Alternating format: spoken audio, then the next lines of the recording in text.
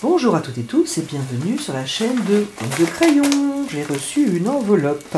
Alors aujourd'hui pour cette vidéo ça va être un peu différent, ça va pas être un tuto complet, mais je voudrais vous montrer quelque chose d'important pour animer ces grandes surfaces, notamment dans les paysages, et certainement aussi que ce sujet peut tout à fait s'adapter donc à d'autres thèmes que le paysage. Avant de vous montrer donc cette technique, je vais appeler ça comme ça, je voudrais vous parler de cela. Donc j'ai reçu cette enveloppe avec bien entendu quelque chose à l'intérieur.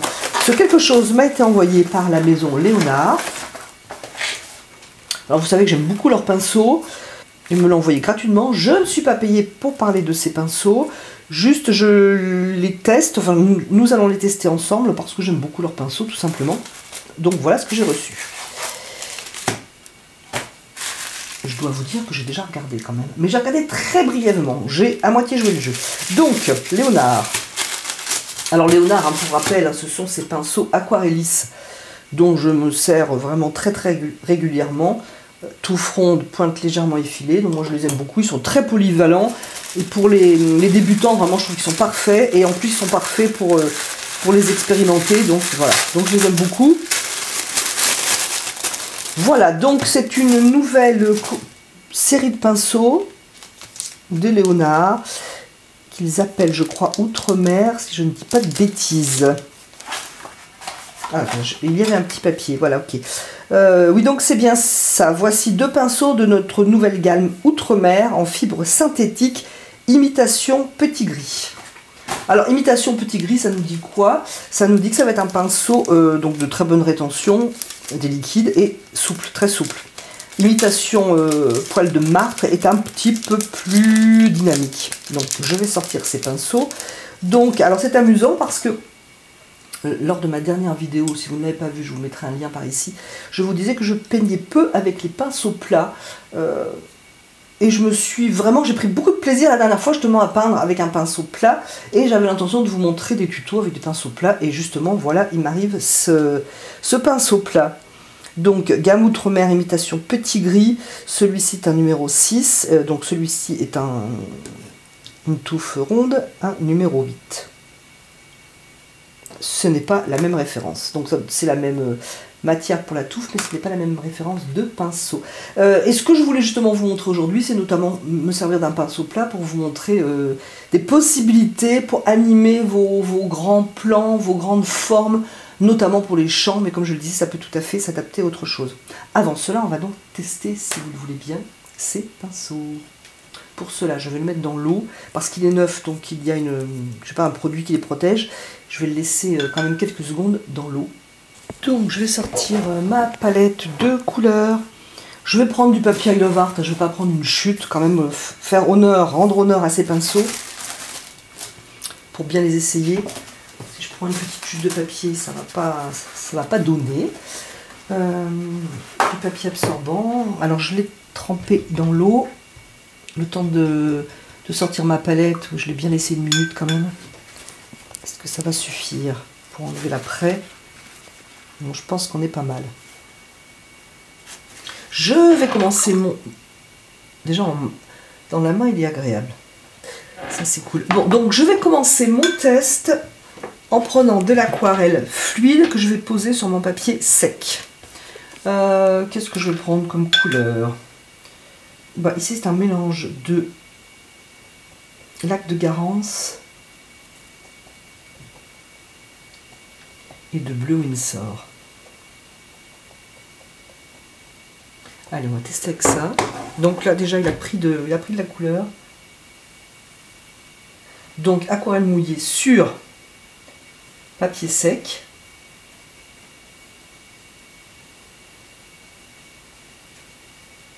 Alors déjà, ce que je peux dire, et en comparant donc avec un pinceau que j'ai d'une autre marque et je n'aime pas, le poil est vraiment trop mou. Celui-ci est souple, doux, lorsque le mouvement sur le papier, et pas trop mou. Donc lors de ma dernière vidéo dont je vous ai parlé, j'ai utilisé un pinceau plat et j'avais pris celui de la marque Escoda. Il est très bien, j'en suis vraiment très contente. les Ultimos, celui-là, les Ultimos, donc ça c'est poil Prado, j'en suis très contente de poil, il n'y a aucun souci. Je vais prendre une autre couleur pour tester, faire une petite comparaison.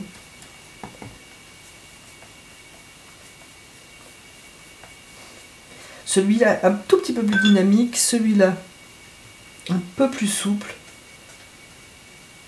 Non, vraiment je le valide, il est très très bien celui-ci. On va essayer autre chose.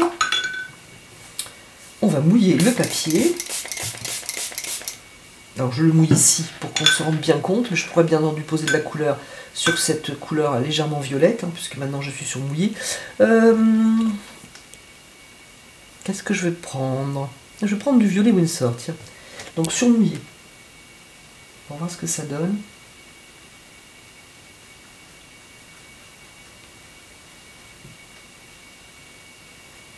Alors, au niveau de la touffe, moi je le trouve vraiment très très très bien.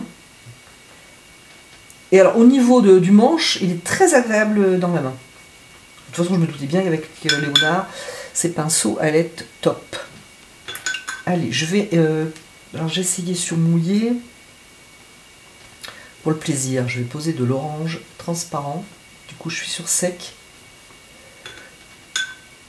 Je vais adoucir mes contours avec ce pinceau.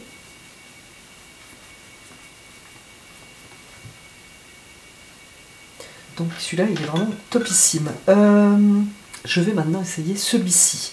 Donc tout fronde légèrement effilé. Je vais lui enlever son après. Alors si vous me suivez, et je l'espère, et si vous ne me suivez pas, que vous arrivez sur ma chaîne, je vous souhaite la bienvenue. Donc, si vous me suivez, ou si vous ne me suivez pas encore, je vous l'apprends, je suis moins... mon truc, c'est moins les pinceaux petits. Je préfère les gros pinceaux. Cependant, on a besoin de pinceaux plus petits lorsque tout de même, on veut faire des détails, des précisions de la structure, par exemple. Je vais prendre du bleu Winsor. Le but pour moi, c'est que vous voyez bien. Et je vais imaginer que je veux préciser des formes avec donc ce pinceau. Je vais mouiller ici parce que je pense que c'est en train de sécher. Et si j'apporte trop d'humidité, je vais avoir des auréoles. Donc je vais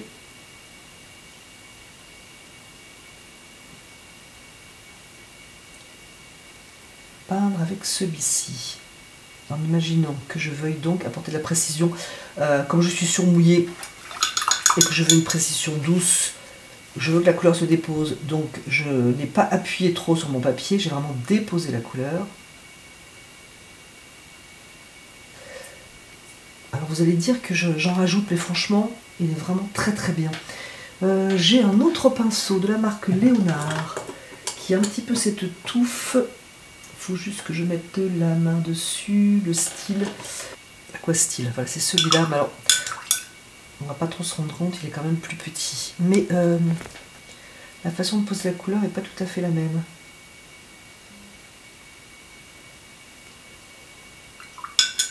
Je les aime bien ceux-là, je m'en sers pour rarement, hein, parce que moi donc je me sers beaucoup moins de pinceaux fins.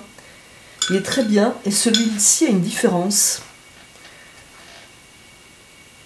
Alors, est-ce que c'est parce qu'il est plus gros? Je sais qu'il y a une différence et j'arrive pas à la nommer. En tout cas, il a un toucher, là, donc lorsque la touffe touche le papier, qui est très très agréable. Et il fait de très beaux effets. La couleur se dilue bien. Elle fuse bien, plus exactement. Donc celui-là aussi, je le valide. Vraiment super. Alors c'est vrai que j'ai une préférence, comme je vous le disais, pour les pinceaux, les gros pinceaux moyens à gros, mais donc c'est très très utile et il est aussi très très bien. Ils sont vraiment super tous les deux. Si vous le voulez bien, je vais prendre ce pinceau, je pense au minimum, pour vous parler donc de ce dont je voulais vous parler. Donc restez avec moi. Je vais donc enlever cette feuille de test. Alors moi j'adore tester les pinceaux, hein. J'adore tester les pinceaux. J'ai une petite affection particulière pour les pinceaux. Je sais pas pourquoi j'ai dit petite d'ailleurs, parce que c'est plutôt une grande affection. Donc c'est un grand plaisir de les tester, surtout lorsque c'est des superbes pinceaux comme ça. On va donc imaginer que je veux faire un paysage. Je trouve que c'est parlant pour les paysages, hein, mon explication, j'espère que ça vous conviendra. Donc je veux peindre un paysage, j'ai décidé que la ligne d'horizon était aux 2/3 haut, assez haute, ce qui fait que moi je me retrouve devant avec une très grande masse, une grande forme à animer. Bon alors on peut imaginer qu'il se passe quand même des choses. Je pourrais par exemple avoir un petit bâtiment ici. Je ne veux pas trop en faire parce que je voudrais vraiment axer mon sujet sur animer ces grandes formes. Si je laissais simplement un rectangle ou deux de vide, on comprendrait qu'au loin nous avons des maisons. Hein. Ça tout simplement, je pense que rien que ça, je pourrais avoir... bon alors le chemin évidemment ça marche toujours. Un chemin, disons quelque chose de libre. Mais moi je me retrouve avec toute cette zone et je ne sais pas comment l'animer. Ce nouveau pinceau que je suis très heureuse d'avoir testé, et comment procéder. Alors, on peut bien sûr mouiller. On peut mouiller avec le pinceau, avec le pulvérisateur. Mais on peut aussi poser de la couleur mouillée sur papier sec, ce qui va créer un petit peu plus d'effet. Mais vraiment on peut mouiller, hein, surtout si vous débutez, il n'y a pas de souci. Pour commencer cette peinture, donc de cette zone, je vais prendre uniquement des couleurs transparentes. Je ne vais pas prendre de risque de déjà boucher le blanc de mon papier avec des couleurs opaques. Par exemple, si je prenais de l'ocre, j'aurais une couleur opaque. Non, je ne vais pas faire ça. En dernier lieu, mais en premier, je commence avec des couleurs transparentes. Alors, les pinceaux plats, moi je ne sais pas vous, mais je trouve que c'est pas très pratique pour aller chercher de la couleur. Mais bon, ça se fait. Hein. Et puis surtout que, comme je vous le disais... je suis moins habituée aux pinceaux plats, mais je pense que je suis en train de les découvrir d'une manière qui me convient. Je vais donc prendre du jaune, je vais prendre par exemple un lac de Garance. Je vais faire une couleur terre de sienne naturelle. Plus je mets de jaune, plus je vais vers le terre de sienne naturel. Je vais poser ma couleur. Et du coup, ce que font souvent les débutants, c'est qu'ils posent la couleur soit comme ça, soit comme ça. Et du coup, on se retrouve avec quelque chose qui va être tout horizontal ou tout vertical. Donc, on peut très bien croiser. On peut très bien poser vertical, horizontal. On peut poser vertical, mais le but, c'est d'être irrégulier. Je vais prendre un petit peu d'eau parce que, par exemple, ici, je vais avoir mon chemin, je trouve que c'est un peu raide. Vers l'horizon, je trouve que c'est un petit peu raide. Donc, je vais juste prendre de l'eau. Je reprends ma couleur. Alors le pinceau plat, je trouve, on va essayer avec un autre pinceau, mais je trouve que le pinceau plat, j'ai presque découvert ça lors de ma dernière vidéo, donne un graphisme plus dynamique et franchement je trouve sympa. Encore une fois, je rappelle, je ne vais pas faire une aquarelle aujourd'hui, c'est vraiment pour vous montrer cette technique pour animer vos premiers plans ou vos grandes zones. Donc là j'ai fait l'erreur de revenir avec un pinceau mouillé dans ma couleur, c'est dommage, ça m'a abîmé ma couleur. Donc je pose ma couleur.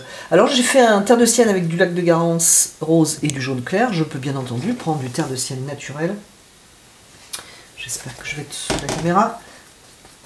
Là j'ai pas peint depuis quelques jours avec du terre de sienne naturel. Il est un peu séché. Je vais humidifier. Comme je peux humidifier toutes mes couleurs d'ailleurs. Donc je peux bien entendu prendre du terre de sienne naturel. On va voir la différence. Hein, vous voyez comment on peut faire donc son terre de sienne naturel. Je suis moins convaincue avec le terre de sienne brûlée parce que dans les mélanges, je ne retrouve pas la force que je retrouve dans les tubes. Donc je pose ma couleur et je me retrouve avec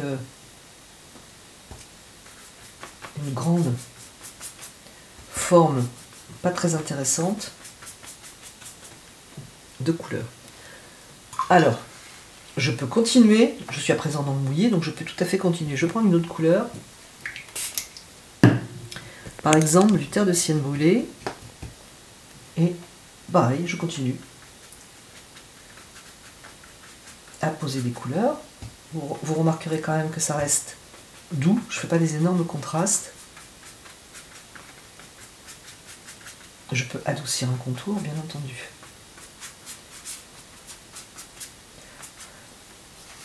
Je sais que j'ai un chemin ici. Je vais prendre du jaune. J'ai mon soleil qui vient de l'horizon, je vais aussi poser du jaune vers l'horizon. j'ai contourné un petit peu mes rectangles qui seront de futures maisons, juste des indications de maison. Je peux bien entendu continuer comme ça avec une autre couleur. Par exemple ici j'ai le jaune Isaro, je ne sais plus sa couleur, je vous marquerai la couleur en barre d'infos si ça vous tente. Donc je repose de la couleur.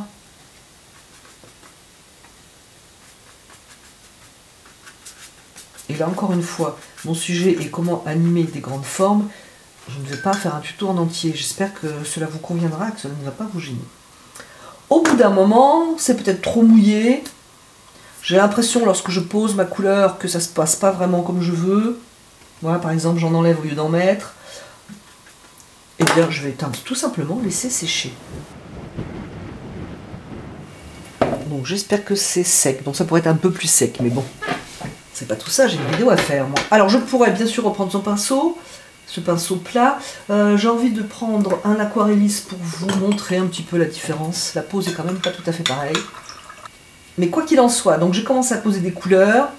Au bout d'un moment, c'était trop mouillé, voilà, j'avais besoin que ça sèche, j'ai fait sécher. Et je vais tout simplement recommencer avec des couleurs pour ajouter, enrichir et commencer peut-être un petit peu à contraster. Par exemple, au lointain, je vais prendre du bleu outre-mer, voilà, parce que j'ai mon lointain, je voudrais lui donner un petit côté un petit peu bleu. Je vais poser ma couleur. Alors, pour rappel, hein, depuis le début, c'est fluide. Hein. Donc je pose ma couleur, elle a fusé agréablement, je ne touche pas.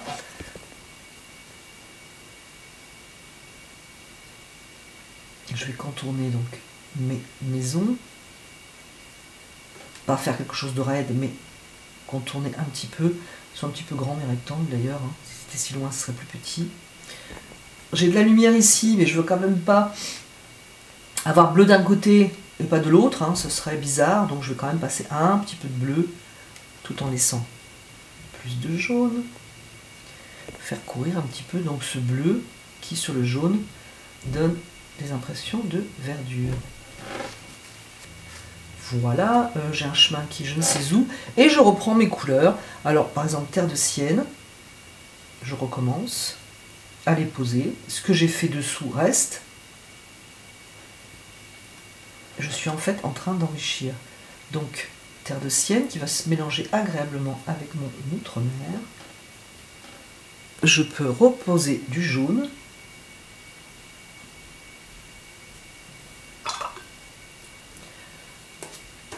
Alors c'était pour vous montrer la touche un petit peu différente. Je vais quand même reprendre ce pinceau pour qu'il y ait une continuité. Mais bien entendu, on peut tout à fait changer. Je disais donc que j'allais reprendre un pinceau plat pour avoir une petite continuité. Mais bien entendu, on peut tout à fait changer de pinceau. Ça fait des effets différents, justement, c'est très intéressant. Donc j'en étais à terre de sienne naturelle.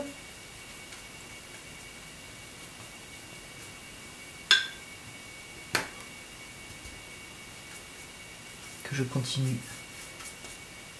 de passer, je peux reprendre du jaune pour mon chemin. Là j'avoue que je ne sais plus où j'avais décidé de faire un chemin, mais je ne sais plus où il est, ce n'est pas grave. Je vais enlever de la couleur en imaginant que mon chemin est par exemple ici. Voilà, j'enlève de la couleur. Ce qu'il y a de bien, c'est que j'ai quand même de la couleur dessous, donc ça me fait une continuité au lieu d'avoir une bande blanche nette au milieu. J'ai tout de même de la continuité. Donc je vais reprendre mon pinceau pour prendre de la couleur. Je vais prendre du terre de sienne brûlé. Donc c'est pareil, hein, on peut le faire avec du jaune et du lac de Garance. Mais comme je vous le disais, je préfère celui qui sort du pinceau. Pinceau non, celui qui sort du tube. Et je continue de poser mes couleurs. Et bien entendu, ça ne va pas se faire en un passage, c'est quelque chose d'un petit peu long. Et c'est aussi ce qui est intéressant. Je vais faire un vert avec vert Winsor. Terre de sienne brûlée. Voilà. J'ai imaginé un champ assez jaune justement pour compliquer la situation. Mais on peut poser bien sûr un petit peu de vert.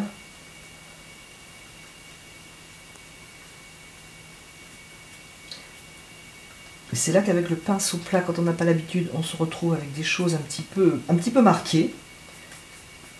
Mais c'est aussi ce qui est intéressant, on peut quand même les travailler.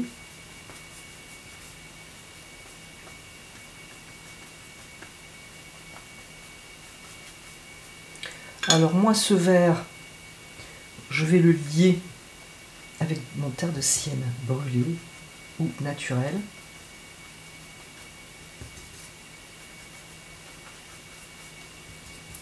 Qui a un petit coup de vert d'ailleurs.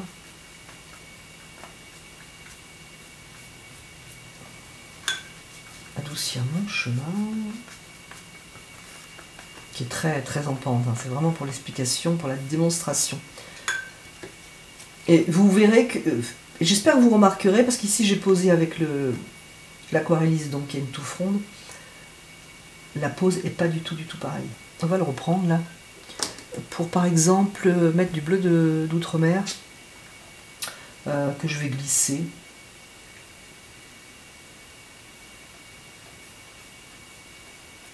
Que je peux travailler du bout du pinceau. La pose est vraiment différente et donne des effets différents. C'est aussi ce qui est intéressant lorsque l'on veut changer de pinceau.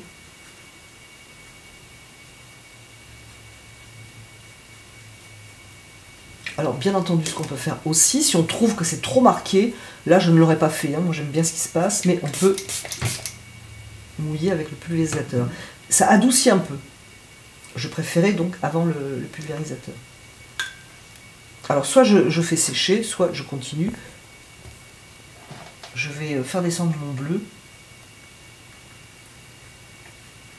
Parce que je trouve qu'il est un petit peu en haut et que ça coupe un petit peu ma composition. Donc vous voyez, je continue d'enrichir mon aquarelle avec des couleurs.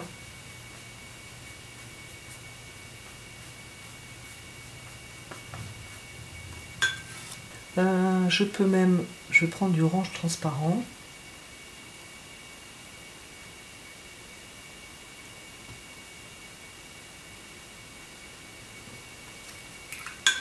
Pour faire venir un petit peu plus en avant mon premier plan.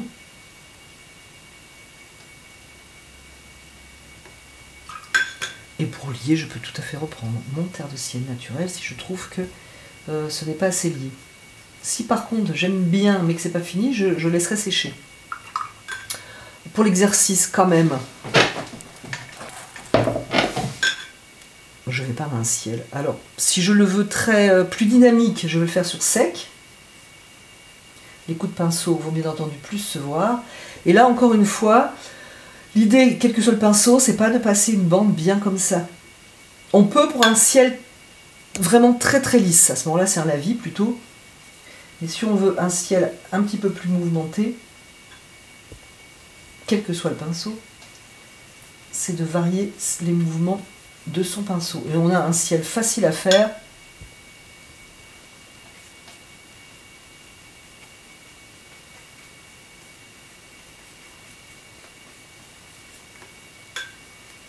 Je vais passer un coup d'eau pour adoucir un petit peu le contraste. Je pourrais même éventuellement d'ailleurs poser du bleu.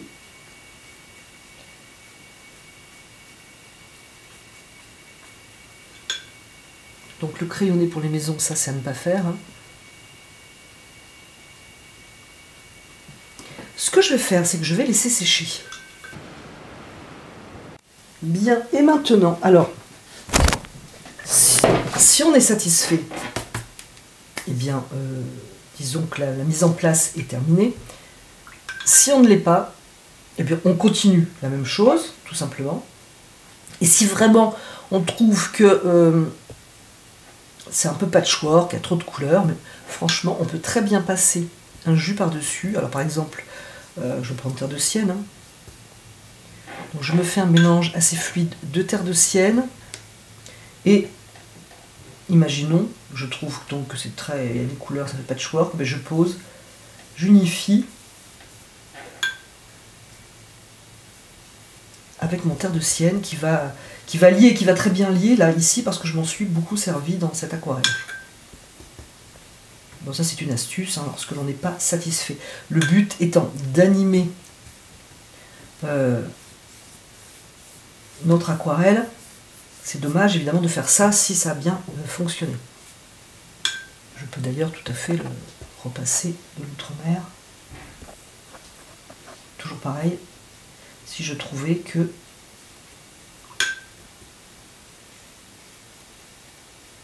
en gros c'était pas... C'était trop patchwork.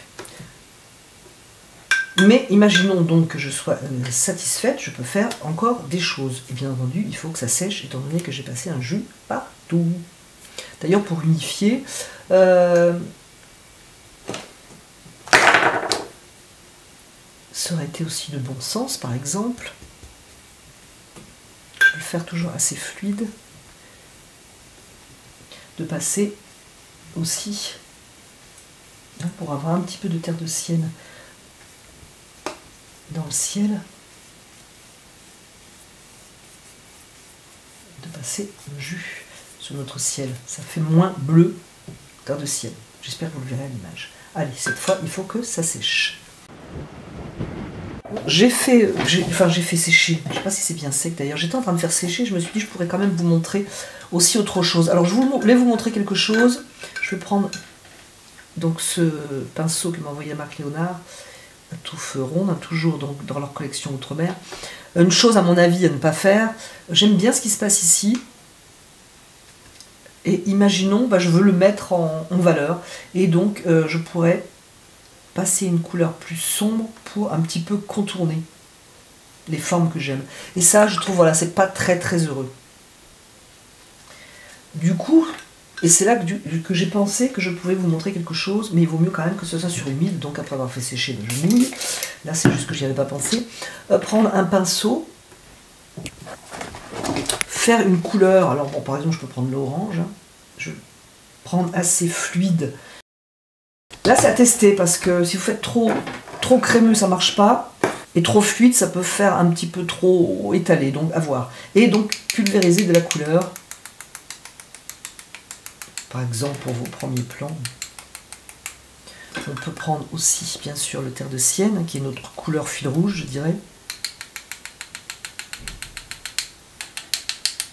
Alors, protéger ce qu'on ne veut pas tacheter, hein, n'oubliez pas, avec une feuille, par exemple.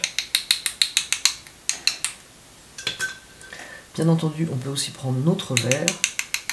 Alors le vert, je vais le mettre plutôt sur le vert, je vais éviter l'orange pour avoir une couleur sale, ne pas avoir une couleur sale. Voilà, moi ce que j'aime bien, lorsque je fais ça, je ne le fais pas tant que ça, parce que je ne suis pas des masses fan. J'aime bien quand même le retravailler ces petites... un minimum, on va dire. Alors c'est sûr que si je passe le pinceau maintenant, je vais tout enlever, mais un minimum. Mais il y a des gens qui ne le retravaillent pas et ça se passe très très bien. J'ai fait une petite marche arrière pour vous montrer cela. Je vais prendre à nouveau l'orange.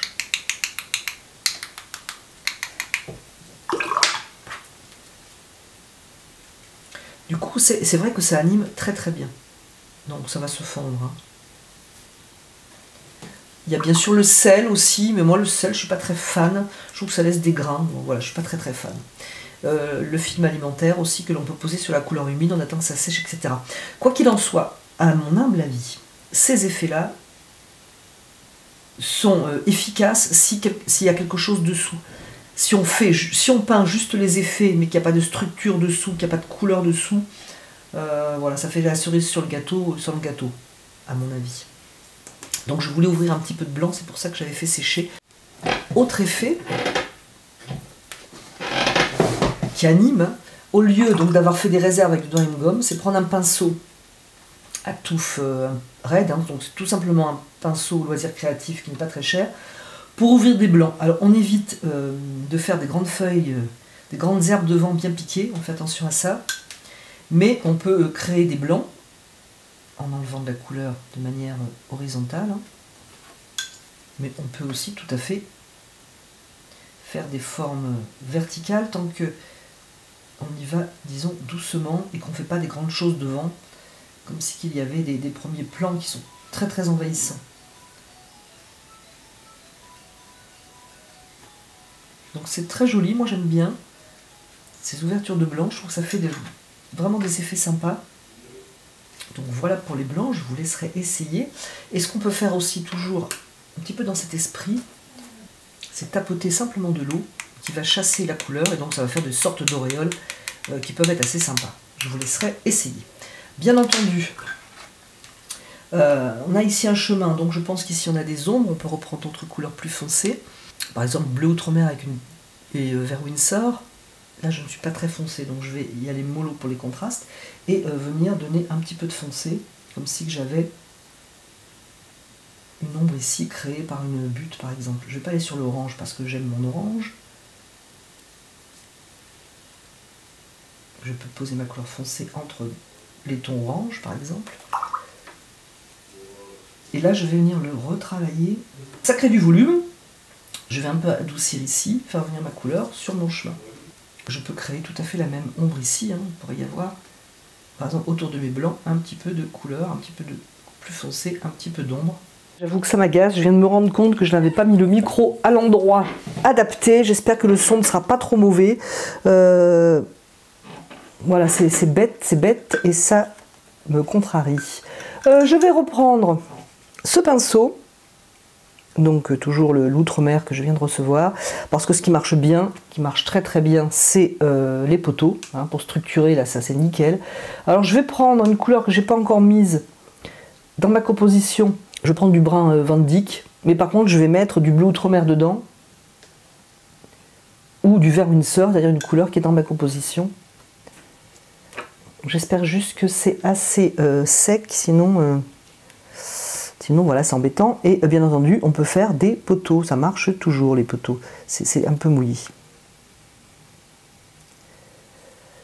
D'un autre côté, si vous avez tendance à faire des poteaux trop raides, bah, si c'est légèrement mouillé, vous n'allez pas tomber dans l'excès de quelque chose d'hyper raide. C'est toujours, je trouve, c'est super dommage.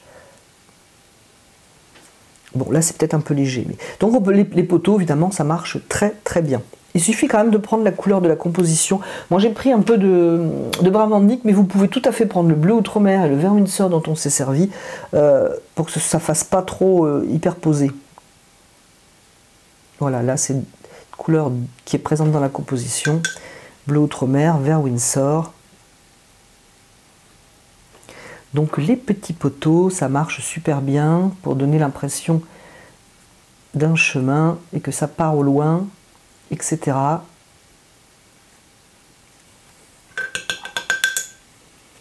Et puis on ajoute une ombre en bleu outre-mer par exemple.